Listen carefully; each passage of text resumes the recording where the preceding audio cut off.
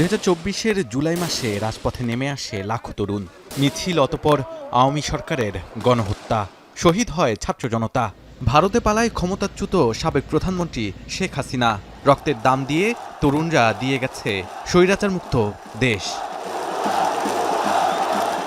সেই ঋণ কিছুটা ঘোচাতে এবারের বাজেটে জুলাই শহীদ ও আহতদের জন্য মাসিক ভাতা, চিকিৎসা, পুনর্বাসনের জন্য 2025-26 অর্থবছরে 405 কোটি 20 লাখ টাকার বিশেষ তহবিল বরাদ্দ রাখার প্রস্তাব করা হয়েছে।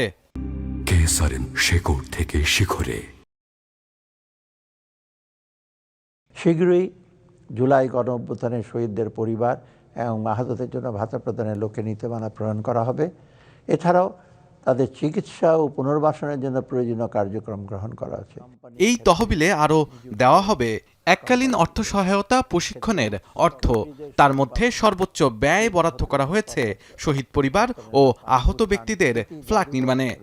প্রতিষ্ঠার কার্যক্রম চলমান রয়েছে। মুক্তিযুদ্ধ বিষয়ক মন্ত্রণালয়ের গ্যাজেটভুক্ত জুলাই অভ্যুত্থানের শহীদ 834 পরিবার ও আহত 12,043 জনকে এককালীন সহায়তা, যা 2024-25 অর্থবছরে বরাদ্দ ছিল 232 কোটি টাকা।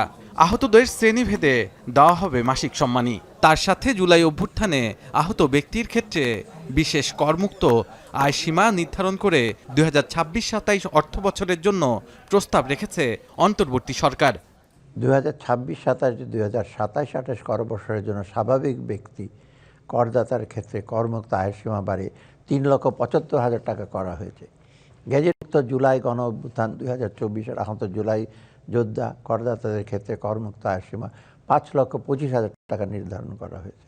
এছাড়াও তরুণ উদ্যোক্তা সৃষ্টি ও জুলাই গণঅভ্যুত্থানের আহত ও শহীদ পরিবারের সদস্যদের আত্মকর্মসংস্থান সৃষ্টির জন্য 100 কোটি টাকার একটি বিশেষ তহবিল গঠন করার প্রস্তাব করা হয়।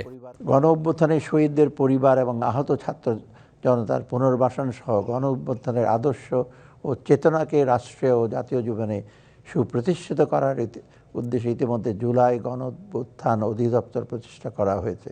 জুলাই গণঅভ্যুত্থানের প্রতি জাতির ঋণ শোধের পথে আরও একটি গুরুত্বপূর্ণ পদক্ষেপ হিসেবে দেখা হচ্ছে 2025-26-এর প্রস্তাবিত বাজেটকে। শাহাদাত অফরো, এখন, ঢাকা।